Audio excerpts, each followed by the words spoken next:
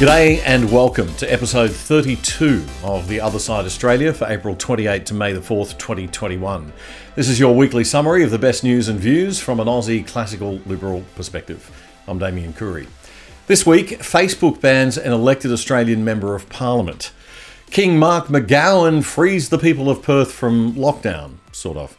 15-year-old boys shamed and abused at their school in Melbourne just because of their race. And a very special and important discussion on our show this week with a feminist who is not left-wing. Social scientist Edie Wyatt joins me to discuss how left-wing feminism's endless politicisation of crimes against women and girls is causing so much harm and doing no good. It's an important interview, so I hope you'll stay for that one. Just a reminder, we're anti-left and anti-woke on this show. We do not pretend to be neutral like some programs and networks do, but we don't cost you a cent. You only have to stay and watch our content if you choose to, and it's free. So let's go.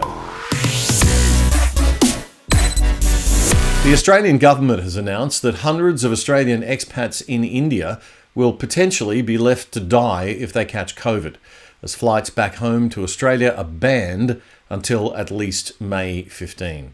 Indian hospitals are overwhelmed by the COVID crisis in the country, and appropriate medical care is very difficult to access. There are 9,000 registered Australians in India, with thousands more unregistered. 650 of them have been identified as at risk. Regardless, the federal government sees no reason to assist these Australian citizens to make it back home and go into quarantine. In fact, they've cancelled not just the commercial flights, but 2 planned charter flights which were going to take Aussies to quarantine camp near Darwin. This directly affects about 500 Aussies in the next 2 weeks, leaving them stuck in India. And you thought your Australian citizenship and you had right of abode. Not if the politicians and bureaucrats say you don't. You don't.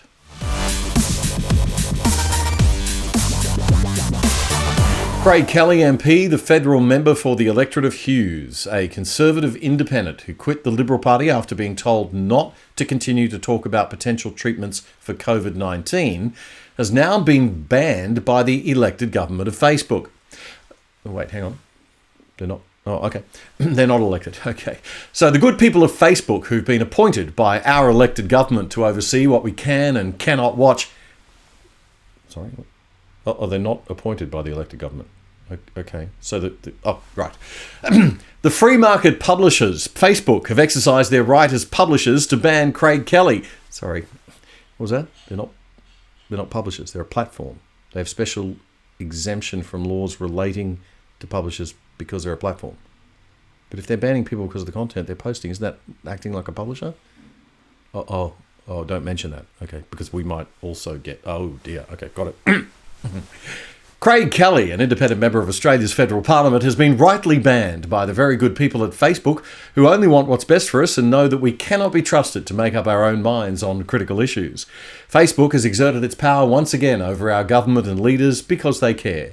They care about people's health. They know that free public discussion of issues doesn't allow the truth to eventually emerge in the light of day naturally, but that information must be curated to keep the wrong information, the bad information, out of the hands of bad people. They know what the bad information is, and they know who the bad people are, so we can all relax. We're in safe hands. So what has Craig Kelly actually said? Remember this from our show back in February? I would like to take my medical advice from someone who is knowledgeable in infectious diseases, is an epidemiologist. Well, that's right. Well, you should listen. One example in that of many case, you should listen to Professor Robert Clancy. He's our most senior credentialed immunologist in this country. So that's who I believe we should be listening to. Look, and he has said, I'll quote exactly what he's wrote. You've already quoted it, Craig. Well, no, I haven't. He also said here, this is very important. He said, from uncertain beginnings, an impressive database has more recently been accumulated that strongly supports the use of hydroxychloroquine and or ivermectin. Their use in concert with the vaccine, so this is not an anti-vax position, their use in concert with the vaccines can no longer be denied. In fact, this is the only science-based opinion. Mm-hmm. All our hopes are riding on a vaccine. Yes. You need to be quiet.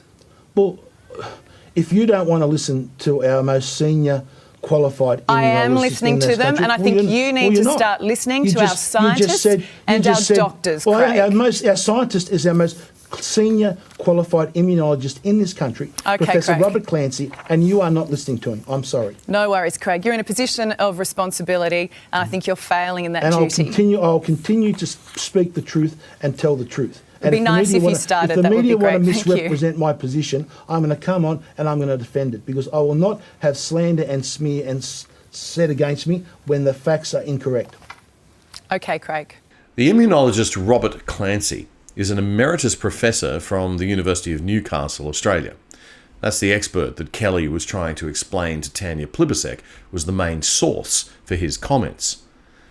So ABC Radio Newcastle interviewed Professor Clancy this week, and he backed Mr. Kelly.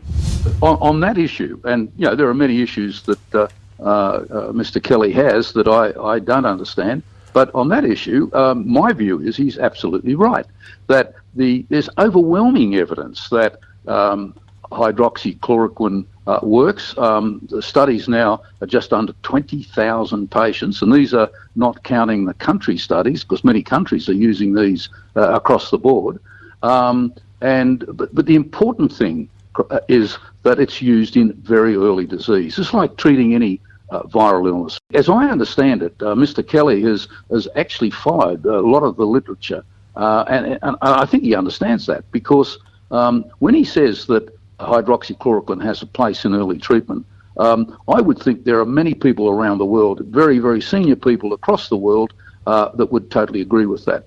And then I think his other drug is ivermectin, and that's a drug that came in a little later. And it missed the political turmoil that hydroxychloroquine got tied up with when Trump used it.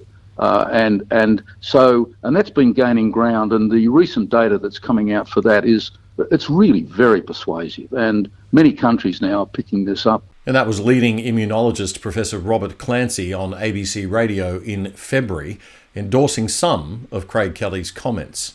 That segment was from episode 22 of The Other Side Australia, if you'd like to check out the whole piece.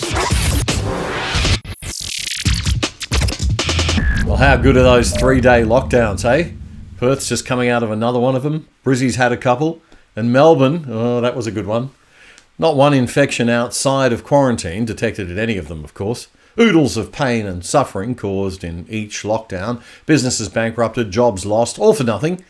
Also, the bureaucrats and politicians can protect their backsides.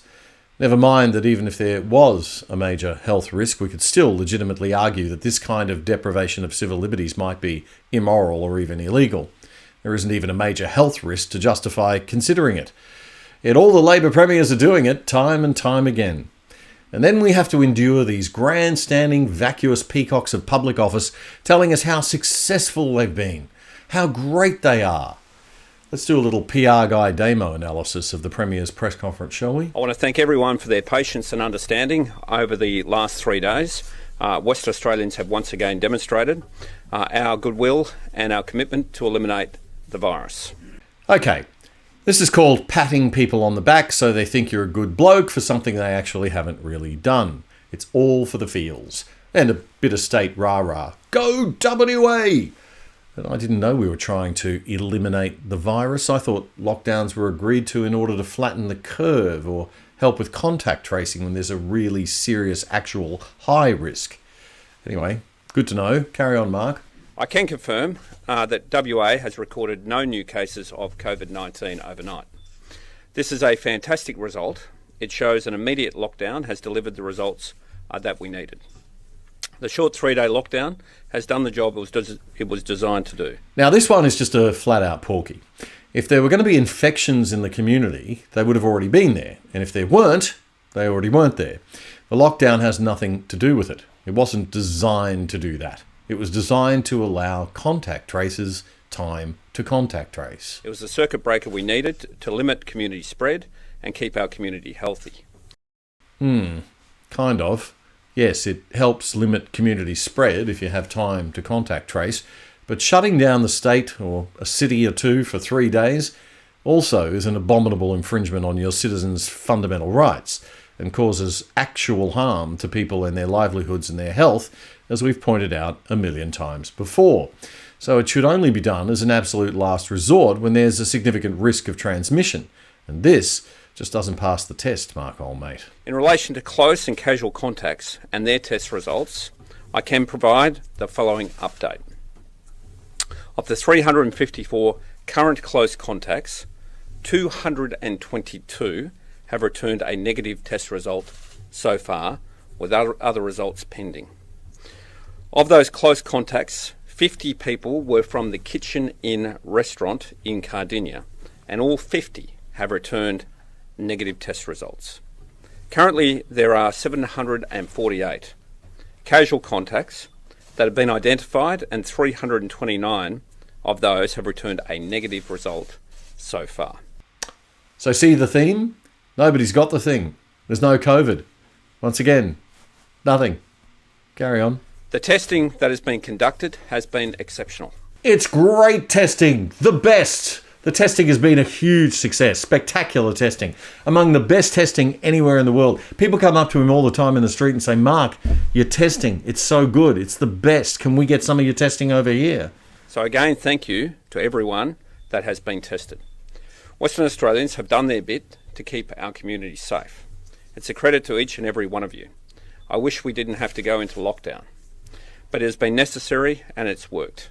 This virus is so unpredictable. It's been pretty predictable so far, mate. Pretty predictably not spreading anywhere. But anyway, hey, WA, big pat on the back for you all, hey? You rock. And you voted this guy back in with an increased majority and no opposition left to speak of. It's just super. But you're not getting all your freedoms back yet. Oh no. We need to train you to be really appreciative and give you a stepped approach. We can't go back to where we were like last week just yet. This step-down approach will give us confidence to begin to get back to normal while we wait for further testing and the incubation period of the virus to come to an end. The interim restrictions will be in place for the next 4 days. That is from 12:01 a.m. Tuesday, that's tonight, through to 12:01 a.m. on Saturday morning.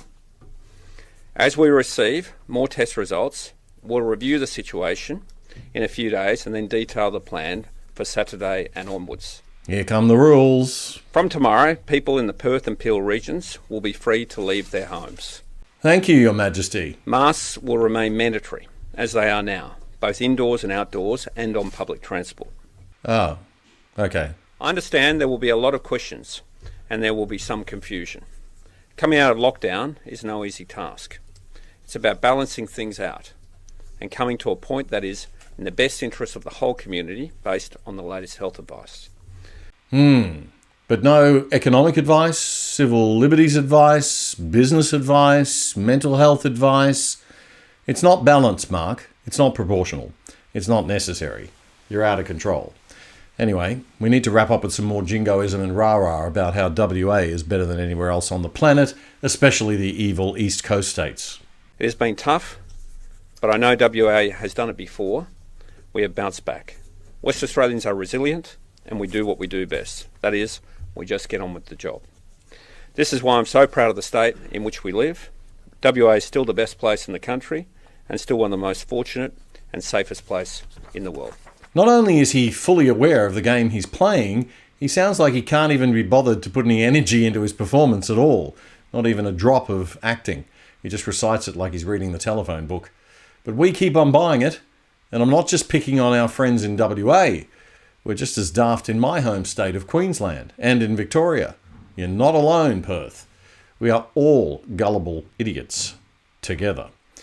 And there's more good news for people who thought they were citizens of this great land who are stuck overseas, torn apart from their loved ones. Well, I've got the Commonwealth to agree now to halving the number of people that we quarantine, so that will go down to 512 from the coming Thursday. So that will mean a reduction in returning people to Australia as of Thursday. That will help us to manage the load of people.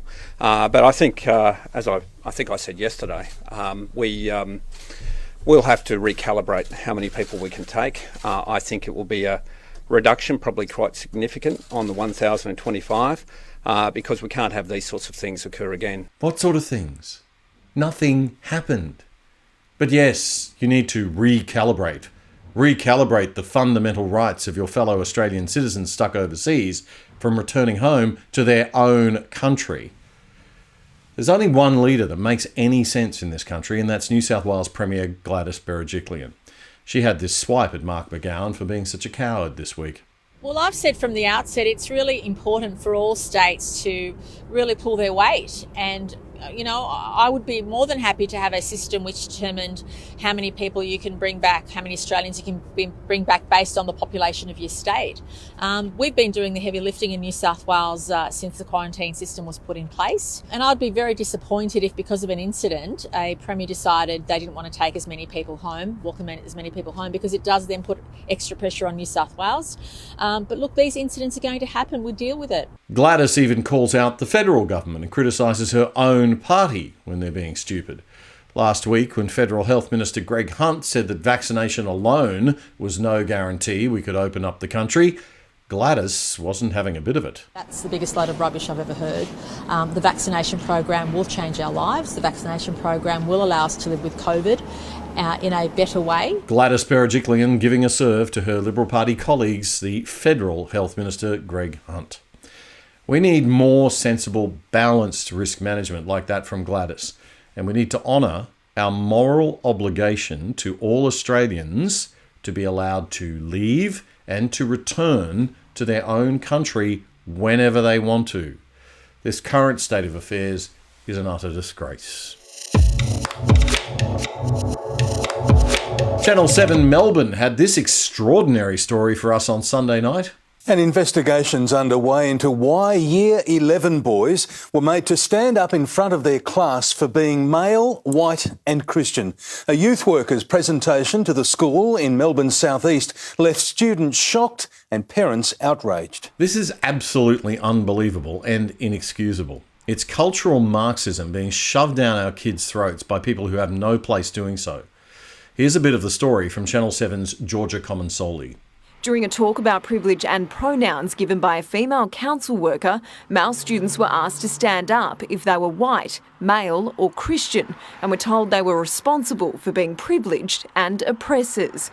The talk was facilitated through the local council. The presentation is intended to help people understand diversity. It dumbfounds me. I'm very disappointed as to how this has occurred. Principal David Russell says the school is extremely disappointed that the presentation was supposed to support people from gender diverse backgrounds. I've asked for an urgent investigation to go into that matter, to understand exactly what was the course designed to do, as in how was it going to be executed. Are you following? Yep, that is the CEO of the council that authorised this talk and the principal of the school, both of them saying how outraged they are by it. Well, it's a bit late after it's happened, gentlemen.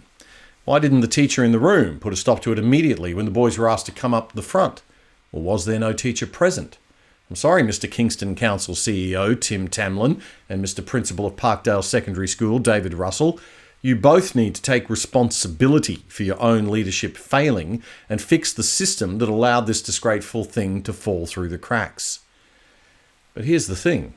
This is not the first time this has happened in Victoria. It's the second time Victorian male students have been made to stand based on their gender after Warrnambool's Brower College students were forced to apologise for their gender's behaviour. How do we end up in this situation? Because it should never have happened. That's a very good question, Mr. Council CEO, who's supposed to be in charge of all this, pretending it had nothing to do with him or his own shortcomings.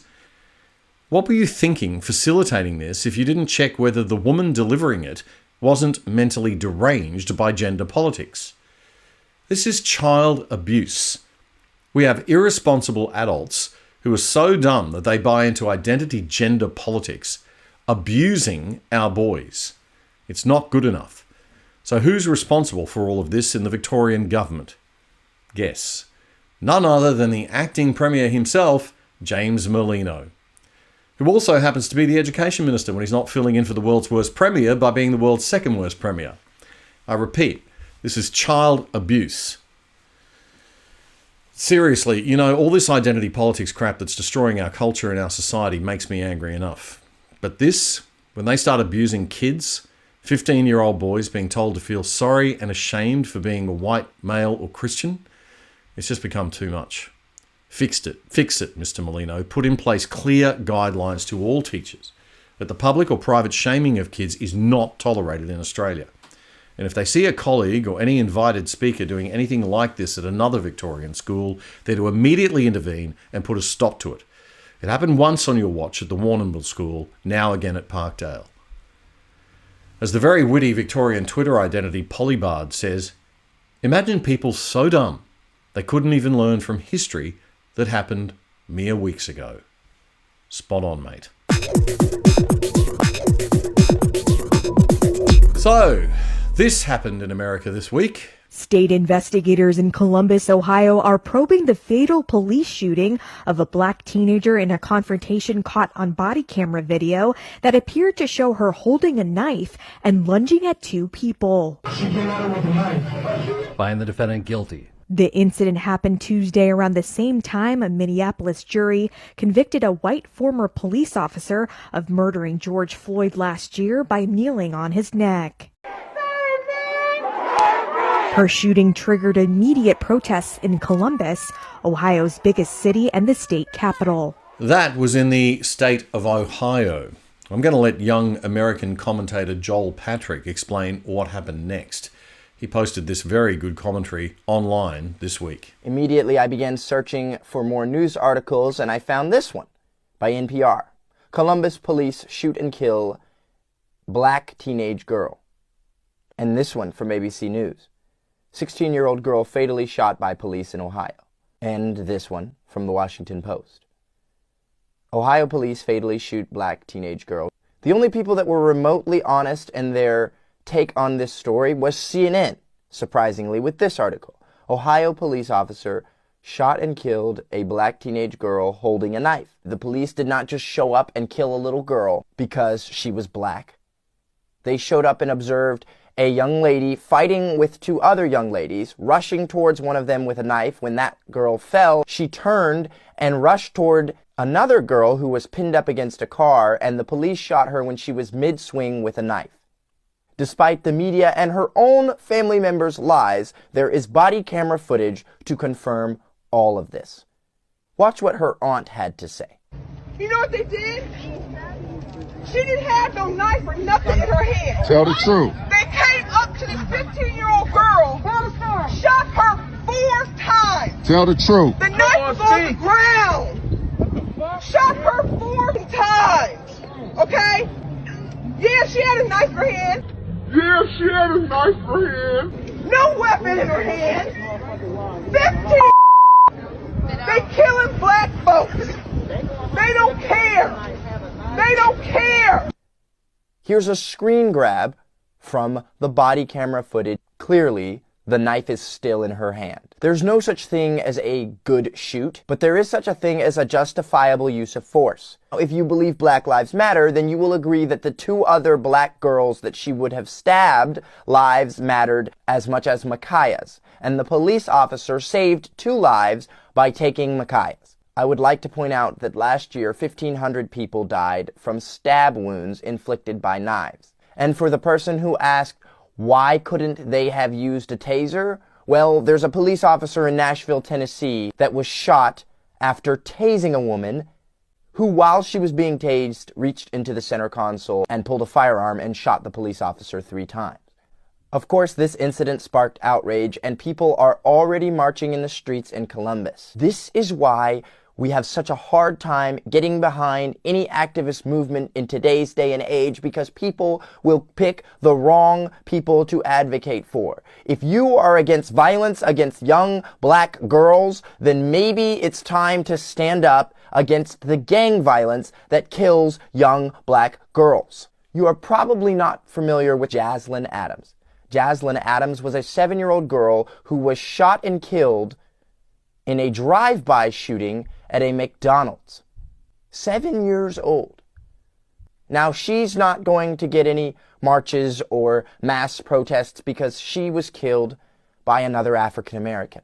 If I've said it once, I've said it 1,000 times. Nearly 9,000 African Americans are killed every year by other African Americans, and none of them get marches or riots or special interest groups raising money for them. When someone is killed, it's a tragedy because someone was killed. Their skin color is irrelevant. That's American online commentator Joel Patrick with the other side of that story for us. The Daily Wire's excellent commentator Michael Knowles also had some of the best analysis on this case during the week. Cop pulls out his gun.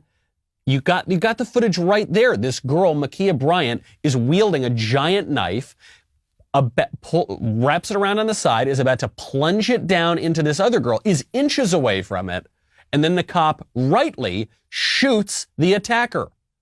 That is the only thing that he could do while still doing his job and pursuing justice. A just society would give this cop a medal. A just society would give this cop an award. He saved a girl's life and shot a knife-wielding attacker. Our society is going to try to destroy him, is going to try to put him in prison, is going to try to ruin his family, is going to call him a racist because he shot one black girl to save another black girl who was about to be stabbed by the first black girl. But that makes him a racist somehow. That's what's going to happen here. Some people want to say, look, can't we just all get along? Can't we just have it both ways? Look, maybe he shouldn't have done that, but, look, I guess the girl had a knife, but, maybe he shouldn't. It's just a really sad thing. It's a tragedy. We'll get to the tragedy in a second because we have to get through some of the stupid questions surrounding this first. I kid you not. There is the suggestion on the left that the officer should have not shot the victim, or shot the perpetrator rather, shot to kill. He should have just shot her in the ankle or something. Shot her in the wrist. Shot the gun right out of her hand. This was a question posed to the police chief yesterday. There was a threat going on, a deadly force threat that was going on, so the officer is trained to shoot center mass, the largest part of a body that is available to them. When you try to start shooting legs or arms, rounds miss, and then they continue on, and there are people behind that could be in danger that are not committing anything. So we try and minimize any danger to anyone else if we have to use our firearm. Why couldn't he just shot her in the leg? One, she's moving like crazy. Two, actually, I'm sorry, the first consideration here is she's got a knife inches from this girl's body. She's got a knife coming down very quickly on this girl's body, so shooting her in the leg, probably not a smart idea, even if it did work. Second, leg, very, very small area, moving very rapidly. You've got lots of people around. You don't need bullets spraying everywhere. When you pull out a weapon and you shoot that weapon at somebody, you are shooting to kill that person. That's just the way it works. That's what guns do. That's what guns are for. And by the way, cops have guns for a reason. Cops have guns to stop bad guys from doing bad things. In our very degraded culture, race-obsessed culture, cynical culture, it's an act of racism. And I'm not saying it's just some kook nut idiot on the internet. This is what is being pushed without any evidence, actually in the face of all the evidence, by the White House. Jen Psaki mouthing off on a subject about which she knows nothing to gain political advantage by smearing people as racists. The killing of 16-year-old Ma'Khia Bryant by the Columbus police is tragic. She was a child. We're thinking of her friends and family and the communities that are hurting and grieving her loss. We know that police violence disproportionately impacts Black and Latino people and communities, and that Black women and girls, like Black men and boys, experience higher rates of police violence. We also know that there are particular vulnerabilities that children in foster care like Ma'Khia face. And her death came, as you noted, just as America was hopeful of a step forward after the traumatic and exhausting trial of Derek Chauvin and the verdict that was reached. So our focus is on working to address systemic racism and implicit bias head-on, and of course to passing laws and legislation that will put much-needed reforms into place at police departments around the country. It's implicit bias, it's racism, it's, what am I basing that on? Nothing. Well, probably what? The victim, the person who was about to be stabbed, was that a white person? No, okay, it wasn't a white person. Oh, it's too bad. That would have made my argument easier. Well, whatever. It's racism. You know, everything's racism. It's implicit, too. So if the fact that I can't point to it proves how, super duper implicit and racist it is. We really live in upside-down world in Western culture these days, don't we? That's Michael Knowles from the Daily Wire there, bringing some sanity back for us. Have you noticed, Matt Wong, that when you watch the news, nobody smiles anymore? First of all, you use my last name out of me, but second of all, you're supposed to be serious. It's news. Is it news? Is it news? Watch The People's Project 7:30 p.m. Fridays on Discernible, YouTube, Instagram and Facebook. China's Belt and Road Initiative, the global plan for world domination by the communists in Beijing, was dealt a small blow from Australia this week as Foreign Affairs Minister Maurice Payne tore up secret deals that the Victorian state government of Dan Andrews had done with China behind the federal government's back and without its approval. The Belt and Road Initiative is China's master plan, in which they will pay or lend money to build infrastructure projects all over the world for countries that will connect them to China and enable China's control of those major trade lines. Some critics say that the Belt and Road Initiative is also about making small, poor countries forever financially in debt to China. That a state government can think it has the right to do deals with foreign powers hostile to Australia is outrageous, and the Morrison government has, thankfully, slapped Dan Andrews back into place. The risks associated with state pollies and petty bureaucrats overreaching their authority was made very clear by the Outsiders show on Sky News Australia last year, when host Rowan Dean asked US Defence Secretary Mike Pompeo how he felt about the deals. Rowan Dean was claiming a moral victory for his show this week, and rightly so, I reckon. I had an exclusive interview here on Outsiders with Donald Trump's Secretary of State, Mike Pompeo, in which I did what no other Australian had done. I specifically raised the issue of Victoria signing up to the Belt and Road Initiative with the most powerful man in the Western Alliance. At that point, it was clear that Secretary Pompeo was unaware of the deal, but his immediate response was that if the US felt their security was being compromised by such a deal, to quote, the US would simply disconnect from Australia. Communications infrastructure, any risk to the national security elements of what we need to do with our Five Eyes partners, we're going to protect and preserve the security of those institutions to the extent they have an adverse impact on our ability to protect telecommunications from our private citizens or security networks for our defense and intelligence communities. We will simply disconnect. We will simply separate. We're going to preserve trusted networks for important information. We hope our friends and partners and allies across the world, especially our Five Eyes partners like Australia, will do the same. According to The Guardian, all the lovies, my interview caused a diplomatic storm, with the US ambassador being dragged out that Sunday afternoon to hose down Pompeo's comments.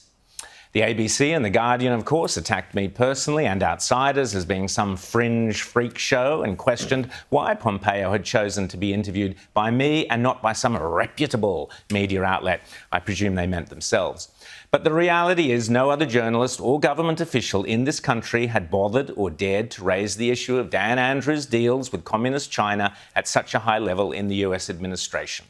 The Chinese Communist Party's mouthpiece, the Global Times, also joined in the fun of slagging off Outsiders. But now the tables have turned, and it is Dan Andrews who has been simply disconnected from the Belt and Road Initiative. That's Rowan Dean on Sky News Australia's Outsiders program. Thank God we don't just listen to The Guardian all the time, and we at least have some sensible media in this country that has the guts to ask the right and obvious questions of the right people. It's called journalism. The Guardian should try it sometime. I mentioned in last week's show that ScoMo needed to find his mojo, and that there were some encouraging signs the government was starting to take back control of the national agenda from the loony left and its obsession with gender, race and sexuality issues. The latest exclusive news poll conducted for the Australian newspaper this week shows the coalition still training Labor on the two-party preferred count 49 to 51. But the Liberals and Nationals have had their second consecutive improvement, and there's been a rebound in approval ratings for the Prime Minister, up from 52 to 56% approval. Labor's Anthony Albanese slid 2 points from 32 to just 30% approval. Keep those strong decisions coming, folks. You might also want to rein in the Labor's premiers next. Oh, and get the Aussies back home that want to come home. Well, as you've no doubt heard, 27-year-old Kelly Wilkinson's body was found in the rear of a Gold Coast house on Tuesday morning, badly burned. Her estranged husband has been charged with her murder, and this horrific killing comes less than 18 months after the murders of Hannah Clark and her 3 children, which shocked Brisbane to its core back in February last year.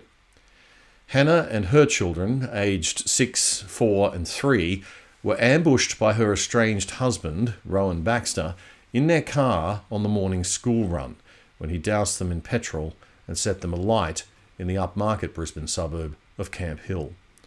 In both cases, that state's system of restraining orders failed. The alleged killer in the latest incident was given bail a week earlier from a watch house and was due to face court on 4 serious matters this week. Queensland's Assistant Police Commissioner says there's going to be a review to examine all contact between police and Kelly Wilkinson in the lead up to her death. The review will run alongside a task force that's already examining domestic and sexual violence. There's a lot of really caring and good people out there, police, social workers, and even politicians and bureaucrats trying to find a solution. Well, joining me on the show today is social commentator Edie Wyatt. Edie has written on gender politics and feminism for The Spectator magazine and Quillette magazine, and she's a tough critic of the feminist left. So she understands social science and gender politics very deeply, but doesn't drink the Kool-Aid, which is why I wanted to have her on the show. Edie, thanks for joining us. Before we get into the discussion about the way in which modern left-wing feminism uses these social issues for political gain, we do have a real problem here. From July to January, 7 months, there have been more than 16,000 DVO applications made in the state of Queensland, 73% on behalf of women, 27% for men. In January alone, there were more than 3,000 reported breaches of those orders. 6 years ago, the number was less than half that. The system just isn't working anymore, and how can we fix it, do you think? What I think we need to do is look seriously at the needs of families and women and young people, children, and we need to prioritise the vulnerable in that situation rather than keep putting these things in grand theories. You know, probably the coronavirus has had some effect.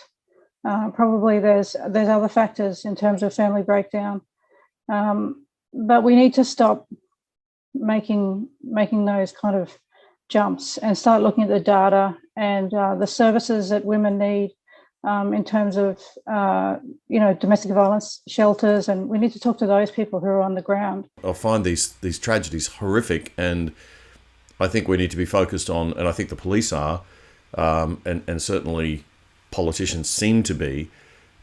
But are you concerned by what we see from the feminist left on this stuff? The problem they always pose is masculinity and femininity. And the problem is always broken masculinity. And if we just re-engineer masculinity, then somehow we're going to come to a place where men are like women, and they won't be killing people. And it's very simplistic, and it's not backed by any science. And it's boring, frankly, and it's unhelpful. It's especially unhelpful for women, and it's unhelpful for girls. And that's what feminism is. It's supposed to be the advocacy for women and girls, and it's not helping anybody. You've spent a lot of time in academia and going through the social sciences. How do apparently intelligent people, get swept up in this very simplistic worldview and this critical gender theory, critical Marxism sort of lens, do you think, and they can't seem to get out of it? Why are they stuck in it? We could say that they believe it because they're not intelligent enough, but I don't think that's true.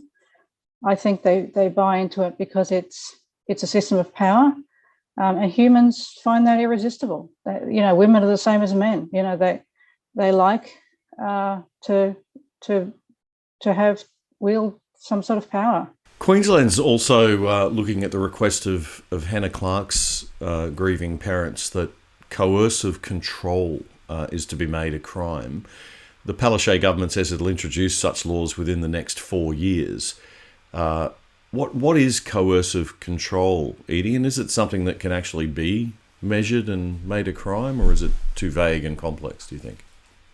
I'm not sure. I've done, I mean, I know what coercive control is, the control of one partner by the other. And so it covers things like, you know, most of us have known people like this. They start to monitor their partner's phone. They take control of their finances.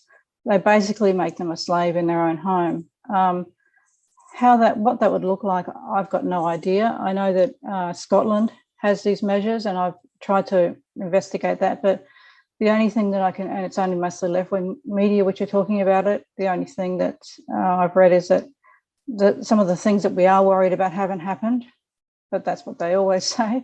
I'm always concerned, as I've moved towards the right, to a more classic liberal position, I've become more concerned with government control. And I think the Clark family, you know, they're in favour of this legislation. Obviously, the situation that happened with Hannah, you know, was only streets from my house. It's a situation none of us want to hear. Want to hear again but it is happening again. But I don't think they would be against rigorous debate. And we need to separate, you know, our feelings about these things from the practicality of the legislation, whether it would help these women. I want them helped. You know, I mean, we all go over these situations in our head and think, how could it have been different? How could we have prevented this? How, as a society, have we born these people that would do such a thing? And how have we not been able to protect this, you know, these women and these children from this situation? What doesn't seem to be helping, in my view, are what I like to call the political vampires who use these issues to push a leftist agenda by implying that there's some kind of systemic sexism going on, and they can just blame all men and then feel good about themselves. And I think this is why so many men are hostile or put up a barrier when attacked or accused in relation to these sorts of very, very horrific spot incidents. And I think this was a point made pretty well by Janet Albrechtsen this week in the Weekend Australian. She gave a pretty scathing critique of some of the modern left-wing feminists in our culture, like focusing mainly on Jane Caro, and she quoted one of Jane Caro's recent tweets. "Women are cautious. If you even smile, meet the eyes of a bloke, or call a boss by his first name, that can be read as an invitation. So we don't smile, we keep our eyes down, and we never use a man's first name until we know him really well. Power is using first names without fear." And then a large number of people jumped in to criticise that comment from Jane Caro pretty quickly, including this one from Vision Splendid. "That's utter rot. I'm an attractive, smart woman and never think about doing those things. Men respect me. I treat them as equals. If that's how you interact with men, then I'd ask, what's wrong with you? Seek help, Jane. You certainly shouldn't be giving advice to young women." Christine writes, "Geez, you must have worked in some strange places. You sound like a handmaiden. I started work at age 15 and had numerous jobs and never experienced any of that."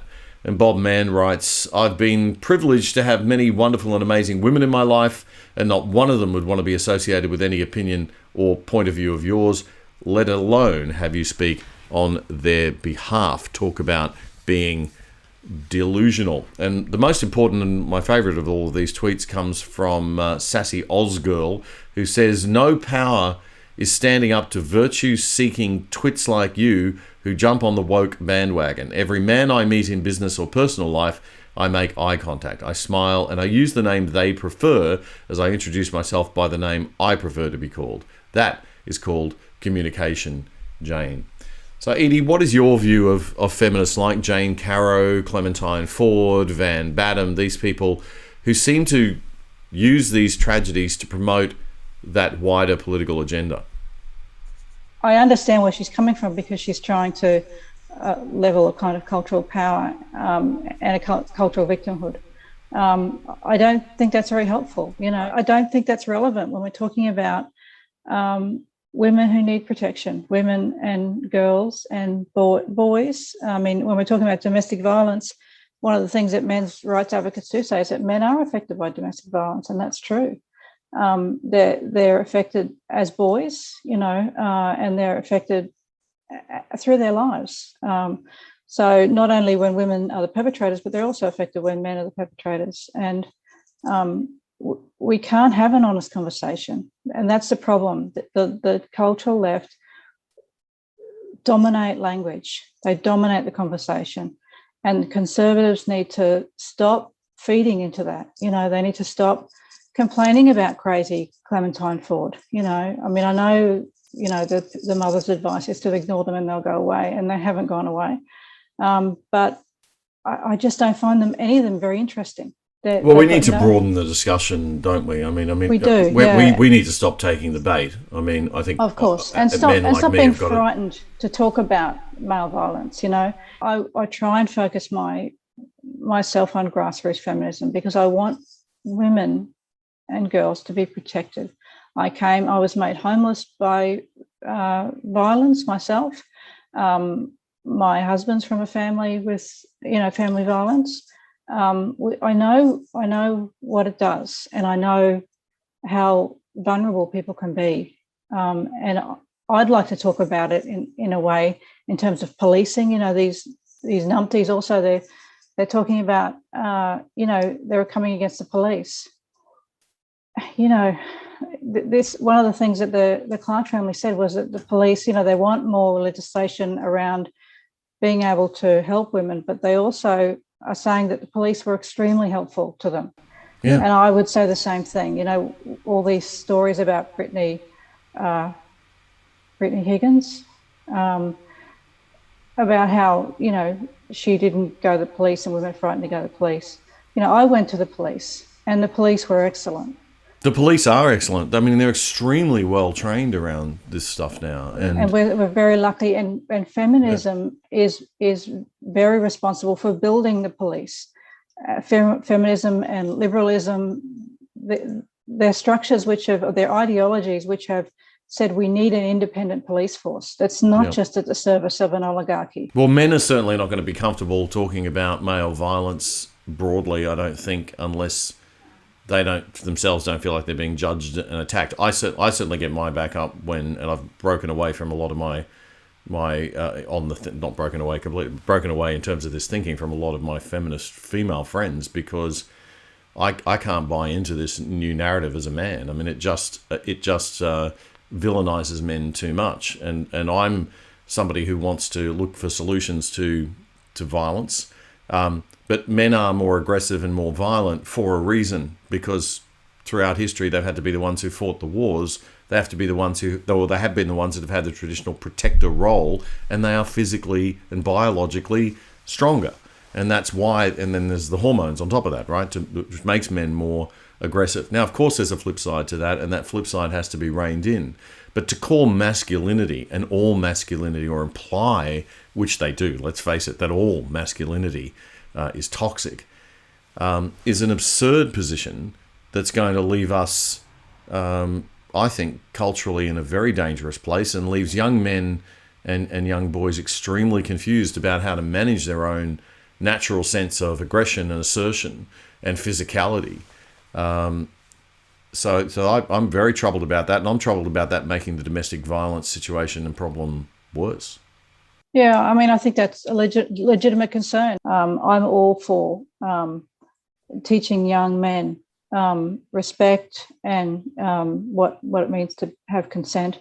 But I'm also for, if we're going to talk about coercive control, maybe teaching young girls, instead of all this gender nonsense, some of the risks of being a heterosexual girl, for instance.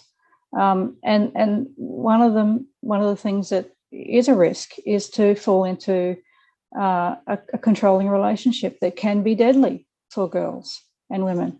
I mean, men can fall into them too, but, you know, as a feminist, I'm always concentrating on girls. I've got girls myself. Let's talk to young girls about some of the signs that they can avoid in early flags that they can try and avoid. And we have massive cultural problems for men as well, of course, with the whole, you know, 3 times the rate of suicide. I mean, those statistics blow the domestic violence death statistics out of the water. Although it's not a competition, let me stress. I'm not saying that, but men it is kill a terrible. themselves much more than they kill us. I mean, that's true. Yeah, we're not. But even talking in those terms, men get nervous because you start saying, "Oh, well, it's not all men," and it's not all men. But it is if we're going to be feminists, we need to advocate for women and girls. And one of the risks to women and girls is male violence. And we need to be able to talk about that. And the cultural left are doing nothing to help us do that, because all they want is more money for themselves. They talk about the wage gap, because that's all they're allowed to talk about, right? That they've got in the intersectional world, they're only allowed to talk about women's wages and culture. Pretty much, that's all. They can't talk about the violence the Indigenous girls are suffering, and girls and women. They can't even listen to Indigenous women who are trying to take leadership in their community. They can't even talk to the matriarchs of the Indigenous community who are trying to advocate for themselves, because it's against critical race theory ideology. So yeah. It's like we're funding critical race theory ideology. We're not funding solutions to the domestic violence problem, right? That's what's frustrating. And I find, you know, from a man's perspective, we have problem with boys at the moment. We need to teach boys to use that masculinity and that aggression and that natural difference, that biological difference, in the traditional protector role. And boys, I firmly believe now that boys are wired to have this kind of, there is the white knight archetype, you know, the protector archetype, and men get a great sense of self-worth from that. And maybe we're seeing depression and suicide skyrocketing because men don't have that sense of self-worth, and the violence is coming out in all the wrong ways, and it's not being channeled where it should be channeled in protecting. It's being channeled, you know, in power struggles, and in sexual frustration, all that sort of stuff. That, you know, it's complicated, and we need to be able to have these conversations without this sort of critical Marxist theory overlay. Yeah, that's right. And we find that, you know, pornography is a huge problem, and they're disconnecting from women. They're disconnecting from their own sense of self. We need to allow diversity, and I'm a big fan of that. A lot of women, you know, will, as soon as you start talking about, you know, chivalry and male protection, they start to back up. But, you know, men need to find their own way, and also accept that some men are quite feminine. Totally. I'm not, yeah, exactly. I mean, some men don't have this, there are differences in the degree of, you know, testosterone in the biology, or their choices that they're making to be more feminine, create different types of men doing different forms of expression. And that, I was one. I wasn't the most sporty kid at school, but you know, it's fine. We can accept all of that, and we did fight for that. Just going back to Janet Albrechtsen, she writes in her article, "We could do with more free agents who break away from the imposed bonhomie of the Australian sisterhood too. The alternative is that we, sisters, all stick together and collectively hurtle down Jane Caro's bizarre rabbit hole. Disagreeing with Caro doesn't mean denying the very real issues, but can we please have some balance and common sense?" She goes on, "The recurring problem among a cohort of left-wing feminists, especially those of a certain age, is that they seem to think that they've assumed some kind of mystical status that allows them to speak for all women. They don't get to drag the rest of us into their narrow, shallow world comprised of two kinds of people, enfeebled women and menacing men."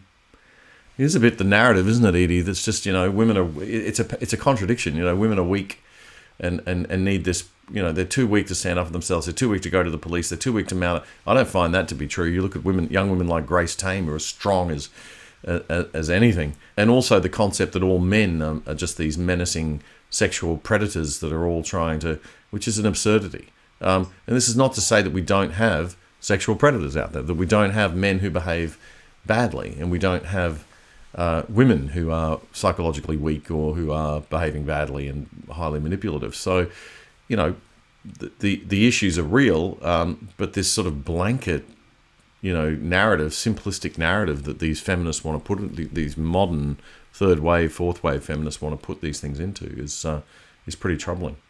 Well, you know, I always say when I'm discussing with them politely, of course, on Twitter, he said, you know, for people that don't like patriarchy, you sure do want a daddy pretty badly. You know, they always want the state to be their daddy. They don't barely open their mouths without asking for the state to do something about something. You know, and I'm not saying the solutions aren't in the state. But the systems that we've set up in terms of policing and domestic violence prevention, those kind of grassroots solutions are really what I would want to focus on, and that what those exact women are putting at risk. Edie, you're a fascinating person. I love talking to you, and I'd love to have you back on the show again sometime. Thanks for the opportunity. And that was Edie Wyatt, academic, social commentator and writer. You can read Edie's latest columns in The Spectator Australia and Quillette magazine, and you can follow her on Twitter at Ms. Edie Wyatt. And by the way, if you're not following the show on Twitter, please do so at my Twitter handle, which is at DCoory, DCOORY. Well, it's been a bit of a heavy show this week. Time for some light relief. This week, a new video dropped from 4 very, very funny American comedians, Manon Matthews, Nicole Arbour, JP Sears, and Brent Peller, on how to victimize yourself. We as a society need more self-made victims. And you can be more of a victim than you ever thought possible. You just have to believe. We're here to help. Just listen. To victimize yourself, find someone else to blame for how you make yourself feel. Tell them why it's their fault. Everything about you and your life is their fault, and they need to know that. Your feelings are their fault because they're yours. They might have trouble understanding why it's their fault. Typical abuser. That's of course because they don't care about you. If they cared, they would already know what they did to you in your mind. How could they?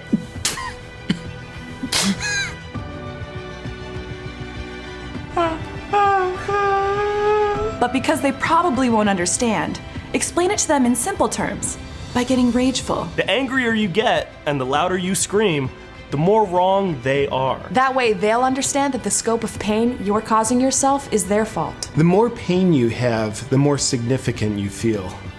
That's convenient. Victimize yourself even further by canceling them. Canceling people is one of the most loving ways to victimize yourself. Canceling a whole group is even better. Ruin their lives because your life already feels ruined. Hate them and hurt them because you hurt inside. As you cancel them, now's the time to virtue signal. Do this by accusing them of being something horrible. This will set up a manipulative psychological trick where you plant yourself to be the opposite of that horrible something. Which is always something virtuous. So it could sound like, you're hateful, you're uninclusive, you're racist. Virtue signaling! And don't worry, it doesn't matter if they're not racist. This isn't about them. This is about you. And you're about hurting others for your gain of a heightened degree of significance. It's very good stuff. Make sure you check out the whole video at the link in our program notes, or just search up JP Sears on YouTube. Well, that's it for the show this week. We'll see you next week. We upload on Wednesday nights on Discernible and later on the Good Source platform. And don't forget to subscribe on all platforms and tell your friends about the show to help us grow. We need your help. Until next week, stay free and don't let the woke kids get you down.